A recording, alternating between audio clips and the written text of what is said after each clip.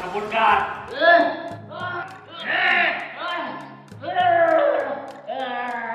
कबूल करायला माझ्याकडे अनेक पर्याय आहेत. कबूल कर.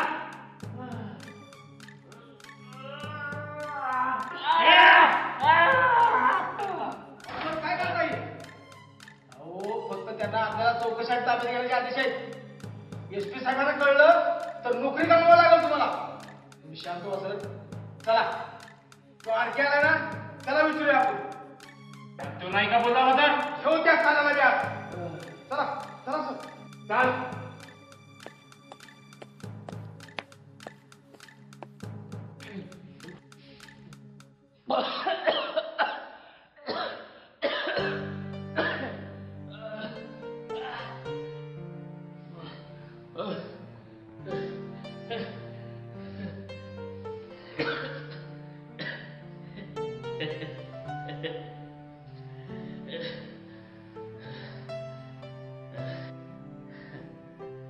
बाबासाहेब, तुम्ही बरोबर होता. लोकशाहीचे दोन शत्रू, हुकुमशाही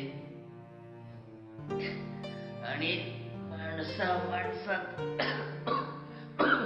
भेद मांडणारी संस्कृती. बरोबर आहे.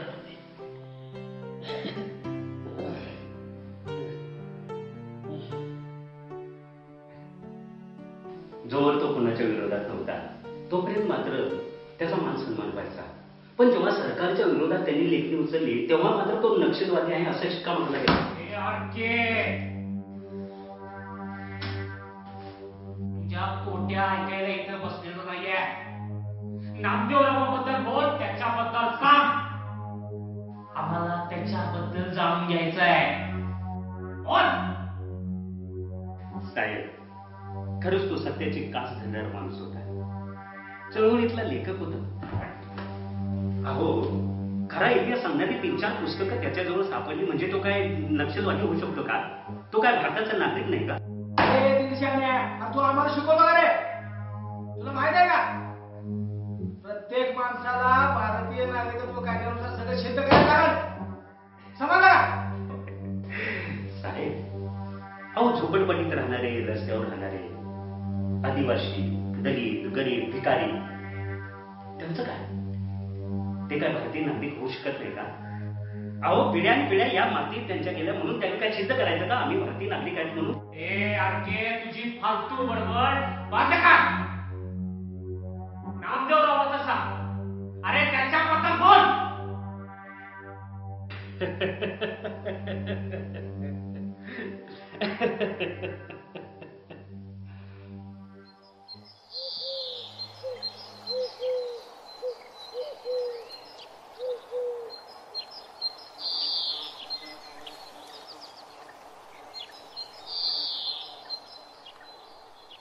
नामदेवरावांना आपण सगळेच ओळखतो. ते एक लेखक, सामाजिक कार्यकर्ता म्हणून. पण मी ओळखतो ते माझा एक मित्र म्हणून. सुरुवातीला तो फक्त एक लेखक होता, पण एका घटनेनं त्याला पूर्ण बदलून टाकलं. भारत सरकारनं भारतीय नागरिकत्व सुधार कायदा अर्थात CAA 2019 पास केला.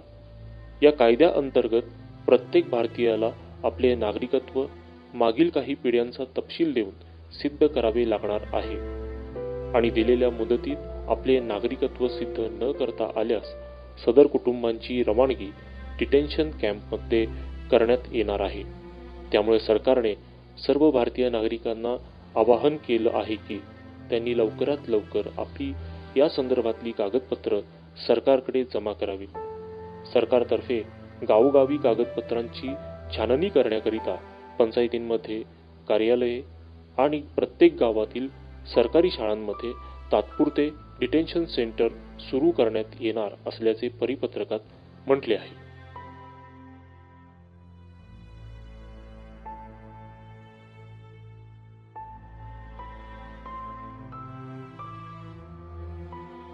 त्या रात्री सारा गाव चिंतेत होता. प्रत्येकजण CAA म्हणजे काय हे जाणून घेण्याचा प्रयत्न करत होता. नामदेवराव दलित चळवळीतील लेखक माणूस, गावातील हुशार आणि महाराष्ट्रभर प्रसिद्ध असलेला माणूस. त्या रात्री पंचायतीनं त्यांना बोलायचं आमंत्रण दिलं आणि सभाही बोलवली. त्याचा विषयच होता की हे कायदे जाणून घेणं आणि त्या दिशेनं पुढची वाटचाल ठरवणं. NRC अर्थात नॅशनल रजिस्टर ऑफ सिटिझनशिप आणि NPR अर्थात नॅशनल पॉप्युलेशन रजिस्टर, हे दोन्ही कायदे CAA अर्थात सिटिझनशिप अमेंडमेंट ऍक्ट 2019 याच्याशी निगडीत आहे. हे कायदे भारतीय नागरिकत्वासाठी धोक्याचे आहेत, घातक आहेत. 26 जानेवारी 1950 रोजी आपल्या भारत देशामध्ये भारतीय राज्यघटना लागू करण्यात आली आणि त्यानुसार जे लोक या भारत देशात जन्माला आले त्या सर्वांना भारतीय म्हणून घोषित करण्यात आलं. आणि त्याचबरोबर 1955 साली भारतीय नागरिकत्व कायदा सुरू करण्यात आला. या कायद्यात 1987 मध्ये पहिला आणि 2004 मध्ये दुसरा असे बदल करण्यात आले. त्यानुसार आई वडिलांपैकी एक भारतीय असणं पुरेसं नाही, तर त्या व्यक्ती बेकायदेशीर प्रवासी नसल्या पाहिजेत असं ठरलं. आणि CAA 2019 काय सांगतो, तर पाकिस्तान, बांगलादेश, अफगाणिस्तान या 3 देशांमधून जर 6 धर्मांची कोणतीही व्यक्ती भारतात आली असेल तर त्या व्यक्तीला बेकायदेशीर प्रवासी म्हणता येणार नाही. तर हे 6 धर्म कोणते? तर हिंदू, ख्रिश्चन, बौद्ध, जैन, पारसी आणि शीख. तर मग प्रश्न असा पडतो की सरकारचा हा कायदा हा मानवतेवर आधारित आहे, तर मग हे 3च देश का आणि हेच 6 धर्म का? माझ्या बंधू भगिनींनो, या कायद्यानुसार फक्त मुस्लिमच नव्हे तर आपल्या देशामधील इतर धर्मीय, अनुसूचित जाती जमातीतील लोक, भटक्या विमुक्त समूहातले लोक या सर्वांना नागरिकत्व देता येणार नाही. सरकारने अजूनही भारतीय नागरिकत्व सिद्ध करण्यासाठी कोणकोणती कागदपत्रे लागतात हे स्पष्ट केलेलं नसताना आपण भारतीय असण्याचं आपलं नागरिकत्व जर का सिद्ध करू शकलो नाही तर आपली रवानगी एखाद्या डिटेन्शन कॅम्पमध्ये किंवा कृत्रिम जेलमध्ये केली जाईल. लक्षात घ्या बंधूंनो, आपल्याला पुन्हा एकदा गुलामगिरीत ढकलण्याचं फार मोठं षडयंत्र रचलं जात आहे. प्रसंग बाका आहे तेव्हा आपण सर्वांनी आपापसातले मतभेद, जातीभेद आणि असले तसले भेद विसरून एकत्र येऊन रस्त्यावर उतरून या कायद्याच्या विरोधात आवाज उठवणं गरजेचं आहे. आपल्यासाठी नाही तर आपल्या येणाऱ्या पिढीसाठी, तिच्या उज्ज्वल भविष्यासाठी आपल्याला आपले मतभेद विसरून रस्त्यावर उतरणं ही आता काळाची गरज झाली. आपल्या कित्येक पिढ्यांनी गुलामगिरी पण सोसलं. हे जगणं पुन्हा इतर कुणाच्या वाट्याला येऊ नये ही तळमळ लक्षात घेऊन त्यांनी गावोगावी सांगली, कोल्हापूर, सातारा, पुणे, मुंबई या ठिकाणी सभा घेतल्या. लेखक म्हणून प्रसिद्ध असल्यामुळं मीडियानं सुद्धा त्यांना चांगली साथ दिली. तरुणाईचा ओघ गोलेवडे गावाकडे वळू लागला. सरकारकडून कायद्याच्या संदर्भात बातम्या आल्या की मीडियासुद्धा आपला मोर्चा गोलेवडे गावाकडे वळवायचा. निर्वाणीचा प्रयत्न म्हणून नामदेवरावांनी एकदा राष्ट्रपतींनाच पत्र लिहिलं आणि हे कायदे जर रद्द केले गेले नाहीत तर देशव्यापी आंदोलनाचा इशारा दिला. याच आंदोलनाचा पहिला टप्पा म्हणून त्यांनी गावोगावी जाऊन लोकांना संघटित करण्याच्या उद्देशाने मोर्चे काढायला सुरुवात केली. जिल्ह्यामागून जिल्हे आणि राज्यामागून राज्य देशद्रोही ठरवले जाण्याच्या भीतीनं वरकरणी लोक पाठिंबा द्यायलाच घाबरत. पण खाजगीत भेटून पत्रांनी, मेसेज, ईमेलनी आपला पाठिंबा व्यक्त करत. त्याच दरम्यान त्यांनी शाहीन बाग येथे आंदोलनाचा इशारा दिला आणि लगेचच त्यांना नजर कैदेची शिक्षा सुनावण्यात आली.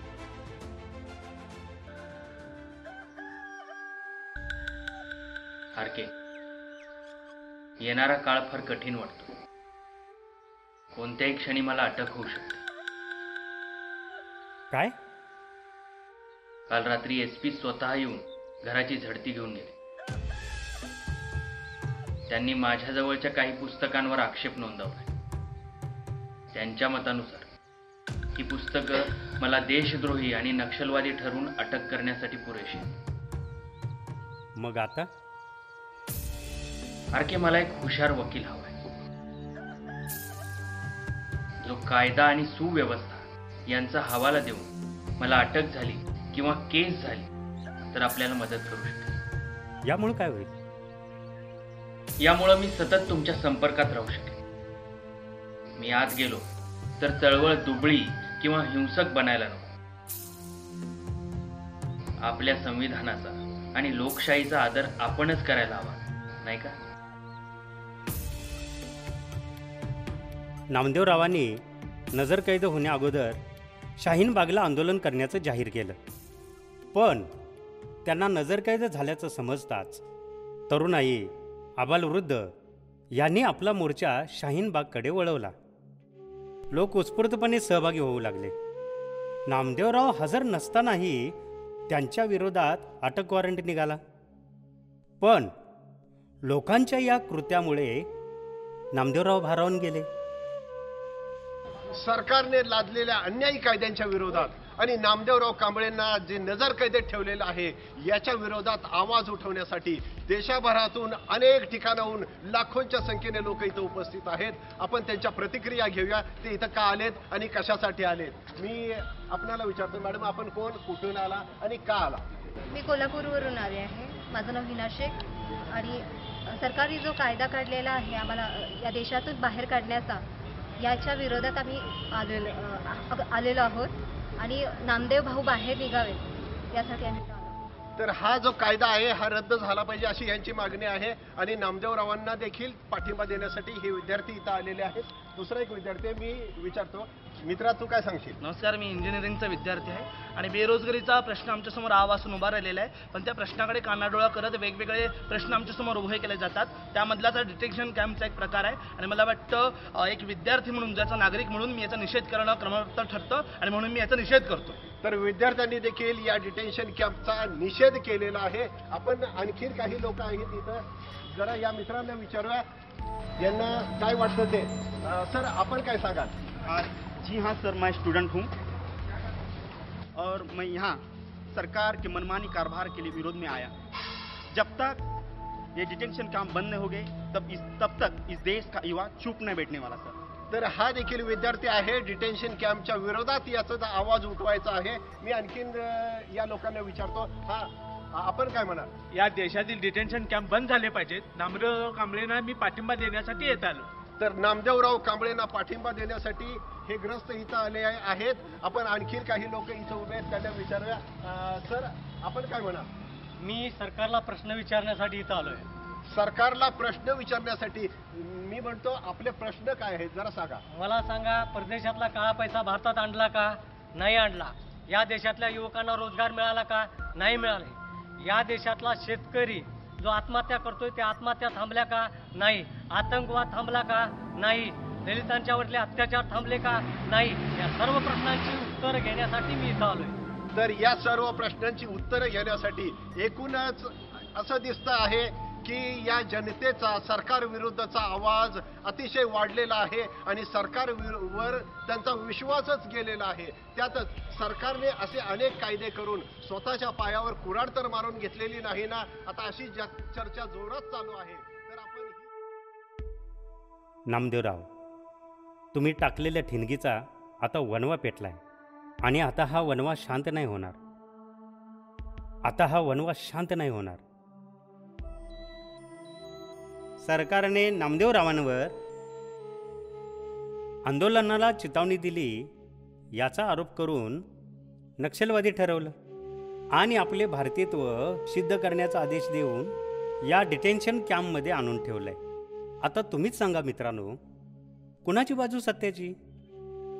सबका साथ सबका विकास म्हणत सर्वांना भिकेला लावणाऱ्या आणि सरकारी कागदपत्रांच्या रांगेत कामधाम टाकून उभं करणाऱ्या सरकारची का नामदेवरावांची?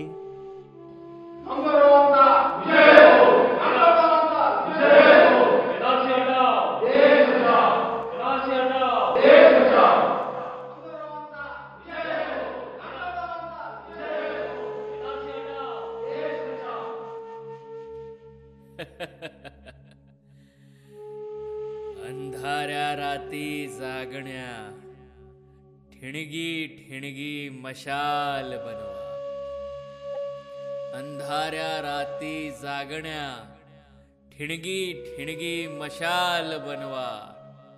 हुकुमशाहीच्या या जंगलात पेटू दे खुशाल वणवा. हुकुमशाहीच्या या जंगलात पेटू दे खुशाल वणवा.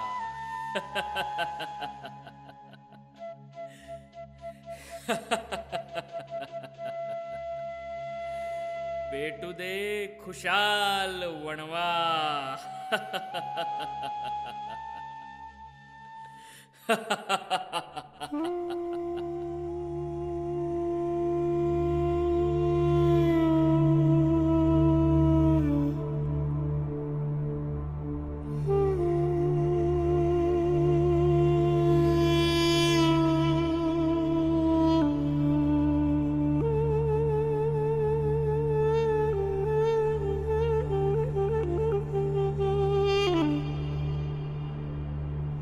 Hmm.